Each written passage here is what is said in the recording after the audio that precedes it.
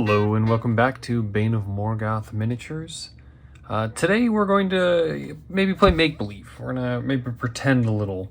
I'm gonna pretend like I know how to do non-metallic metal. I've practiced this quite a few times, had many different conversations about it, and sometimes it turns out exactly how I want. Other times it's a little in the weeds. So we're gonna see how well I can pull it off on camera.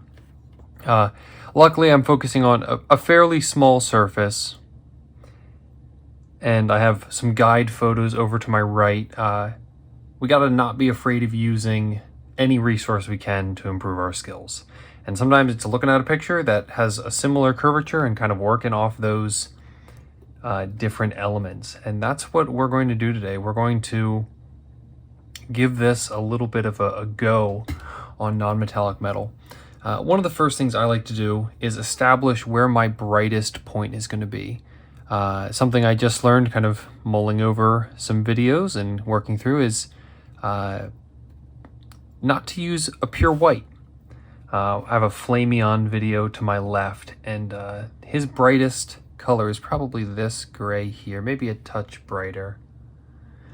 And it is, well, it's going to be interesting here. I want my first highlight. I just want to map in where the brightest highlights are going to be. And that's going to be number one right there. That's going to be the boy. The place that everyone's eye is going to be drawn to. And I want a secondary one here. And it's going to be a lot of flip-flop, because if I don't, then I'm going to have to come back and repaint this all again, and I'm terrified of that premise to make it identical on both sides. You will see me struggle today, which I think is an important part of the process, to watch people that we are learning from not have it all together every time. But essentially what we're aiming for is understanding that when a surface is reflective, there are going to be minimal, very bright points and points around it that are very dark. Especially metals, when they shine, they don't shine uniformly. They kind of have a gradient that all of a sudden will shift to darker colors. So we're going to kind of move up our color scheme here, kind of plotting in some transitions. And it's important to have multiple different piles here, little drops, so that we can move fluidly between them.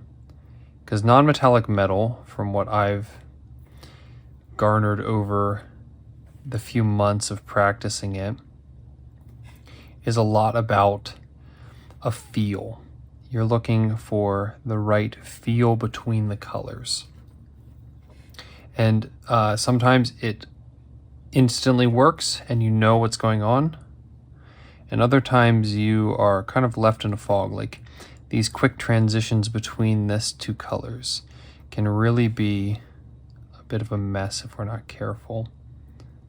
But my job is to create a clean transition across, a gradient. And when in doubt, if you ever need more black space, have black on your palette and come right back along and clean it up. Now, portions of this blade are going to be left black, but it's not going to be very much. So I need to find what my darkest gray is going to look like and work off of that. I think that's going to be my dark gray. And now that I've said I'm going to work on both sides of the weapon, I'm only working on one side. So sometimes we tell ourselves little lies that don't necessarily turn out how we expect. But I'm going to be moving the back and forth. Maybe I'll talk a lot this video because I'm nervous. Maybe I won't.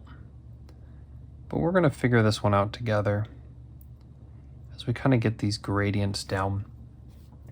And something I've run into is if I make too much of the weapon bright, it doesn't read well to my eye. And that's such an important thing when it comes to doing non-metallic metal. Now, I'm not doing the Flameon level non-metallic metal. If you're not familiar with Flameon, go look up his videos. It's spelled flame on as one word.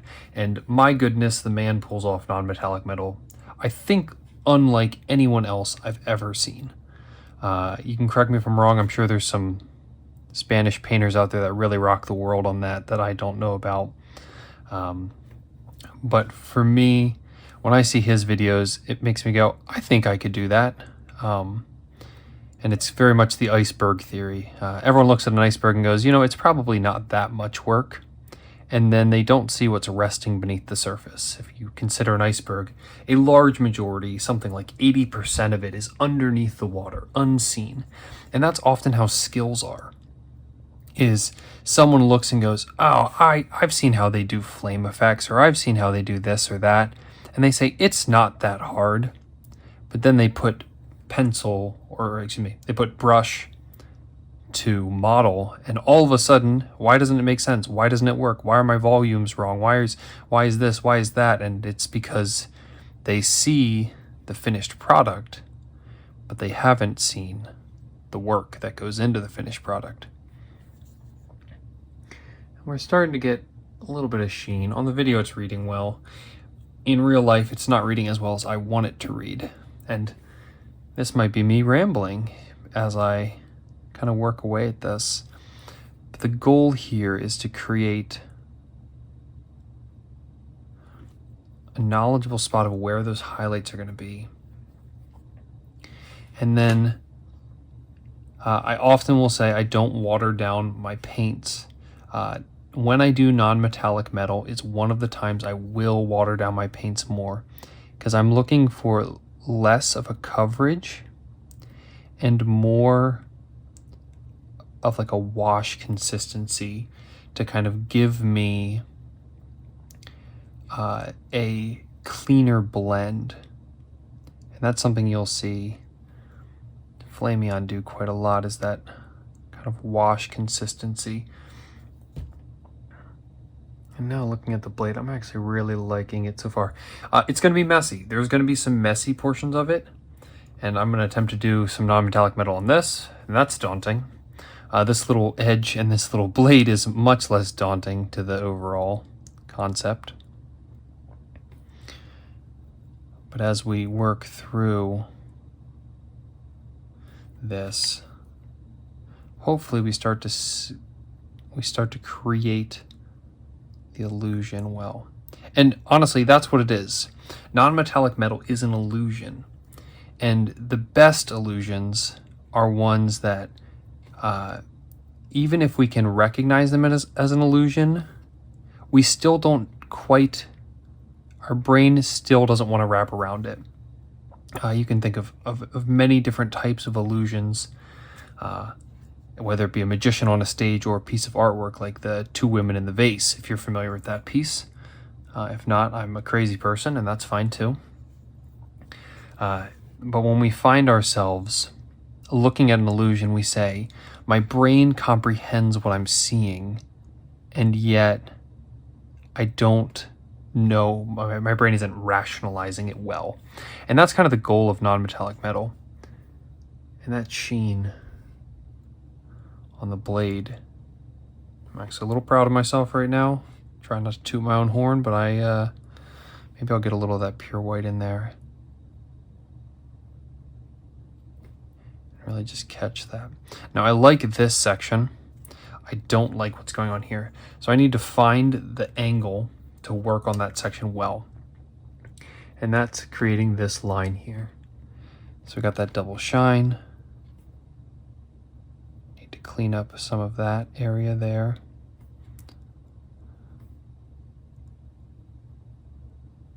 And it is really a back and forth that creates that moment.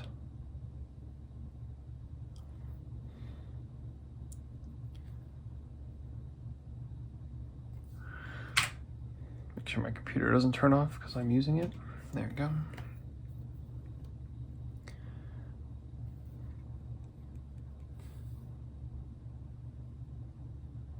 I just get a little line of black in there, come back over with that gray.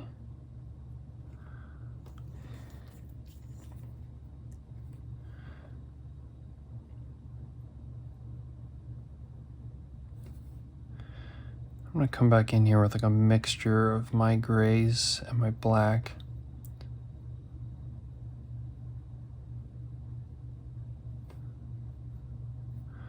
I want to be careful I don't just kill all the work I just did.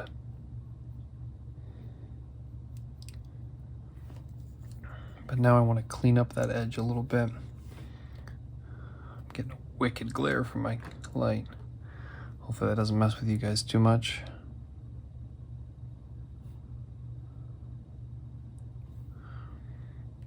But now we've gained the blade as a kind of its own element. Maybe I can get to focus on that. And that is reading as a sheen to me, and that's the goal. This is genuinely shiny because it's wet, but that reads as a sheen. Maybe if I block the light a little now, it didn't work. And now, when it comes to non-metallic metal, we're getting into the trickier parts for me. I know that I need to, that's still dark. Non-metallic metal, a big thing you'll run into as you work is if you keep too dark a color on your brush and go back to where you've worked, you will notice it and it will be very frustrating. So normally, and there's 100 normalies in miniature painting, normally when I'm doing non-metallic metal, I try to work out. So I work darker and darker and darker on my brush until I'm to my darkest points, and then I will make sure I get a good clean wash. And as I'm washing, I'm dipping in water, just the bristles, and I'm swirling that tip. Recreates my point, and I'm good to go. And I'm not doing a ton. I like to keep some water on the brush, so I may do 1, 2. And this is already kind of damp. I don't do anything, put it in my mouth or anything like that. That's not something I tend to do. There's plenty of brush lickers in the world. I'm not one of them. And now I'm painting off screen, which is excellent for everyone. But now we've established kind of two sides to this glaive blade. And I keep wanting to bump up that white just a little more. Because I think when I perceive him, I see him as more of an avid hunter here. A beginning explorer who's just figuring it out for himself. And with that, he's got some shinier new gear, really just like maybe he got it for Christmas and he's really wanting to give it a go and hasn't quite figured out what adventuring might be like. I found that a backstory maybe breaks up the monotony of painting, but also helps you to know, well, is his gear going to be pristine and clean, or is it going to have some marring effects to it? And I think both of those things are important for us to look into. Excuse me while I pan over to my video to get kind of a better look at what's going on. I've always liked doing an edge highlight along this blade as well. Kind of differentiates the same sides, and maybe I should focus on it and not talk. But I'm really making sure I'm drawing a perpendicular line across these spots. Where the white is, I'm gonna touch white around it because light kind of bends.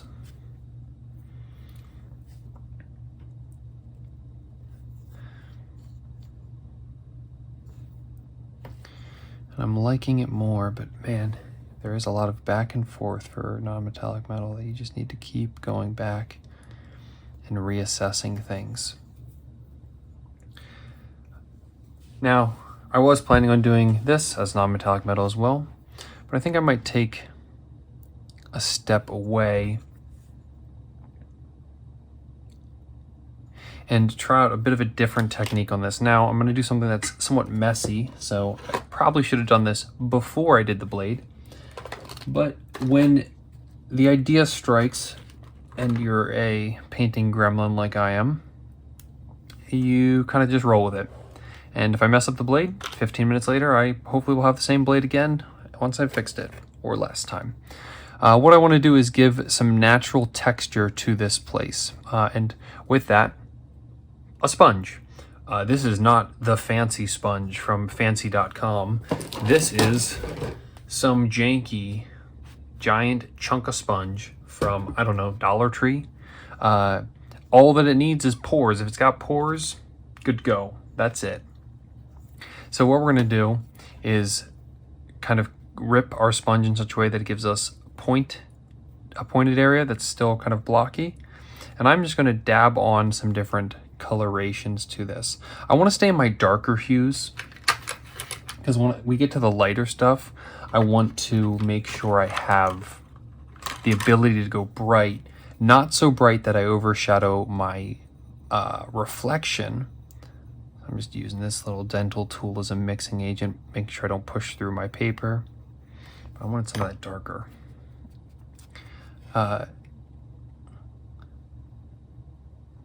Making sure that as I work with this, well, Josh, you want to know something fun? You use this color to cover that area, so it's not going to show up well. Either way, I might give a little bit of texture. I noticed I need to clean up one spot. Down here needs to be cleaned up because that brown is casting over on it, and we can't have that. Because metal blades aren't brown unless they're rusty, and as we said before, this is a pristine Tiger Adventurer, so we don't want him to look rusty or dusty. Now I can bump up the color. And this, like with dry brushing, is I don't need to clean the sponge or grab a new sponge. I can just work with the sponge I've had, because the worst case is it gives me the last color I used, which is fine, because it's just going to add more of that color, establish a deeper shadow in that, and that's quite all right with me. As opposed to if I was switching colors rapidly from oranges and greens and blues, and then you wouldn't want to be using the same sponge because you're going to find the bleed over might not be what you want. If it is what you want, then ta-da, you've learned a new technique, and that's good. I think I'm running into a common theme in painting when I talk about it, and that is it's only a mistake if it feels like a mistake to you. If you're trying for a specific technique, there are ways to get there, but some of the greats have gotten to where they are because they found their own techniques. So the question is, like, where do you want to settle? Do you want to be someone that found your own techniques, or do you like the fact of, like, hey, so-and-so on YouTube said this is the way to do it, and I've done it that way, and I like it? That is a valid and good way of going about things.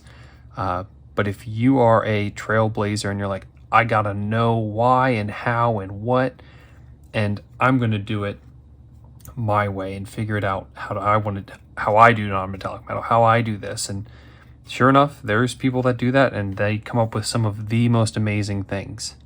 It is the road less traveled for a reason, I think, because it's work.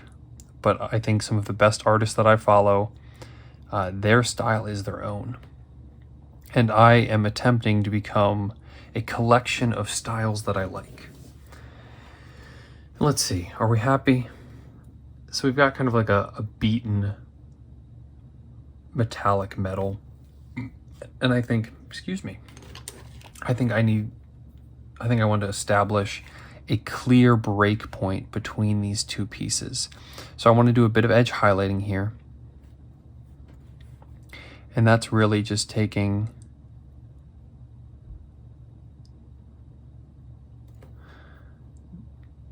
the edge of my brush and catching that high point between the blade and the side of the blade. That's just going to establish a bit of disconnect between these two things.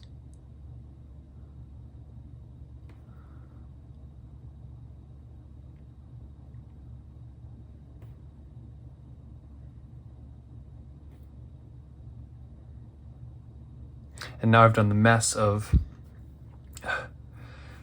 creating all these little scratches and kind of hidden them. So I want to bring them back out. And the way I want to do that is I want to give them a strong black line. And I want to make sure my brush is pointed well. I have enough on there, and I'm drawing a straight line right towards myself.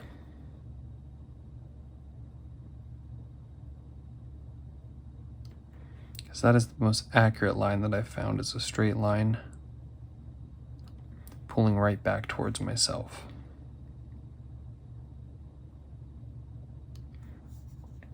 Because pulling away, there's some different muscles in use, like this line is a little different. And maybe it gets a little sloppy. And I'm going to add another line here that doesn't exist. But I think maybe he was, before his quest in the backyard, smacking some rocks or something. He's got a little bit of wear and tear going on. I don't want it to be too much, just enough. Maybe it's an antique. Maybe he got his grandfather's spear and it's polished, but it's still worn from battles long ago. There's a lot of possibilities. The world is endless and full of stories to be told. And this little guy is just one of those stories. I've found I like highlighting that scratch on one side with a brighter color. Kind of helps it to pop that little bit. I found that makes my eye happy. And I get a little bit of that gremlin energy.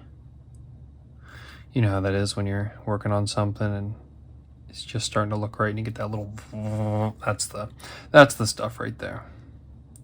That's the catharsis that keeps us coming back for more of this.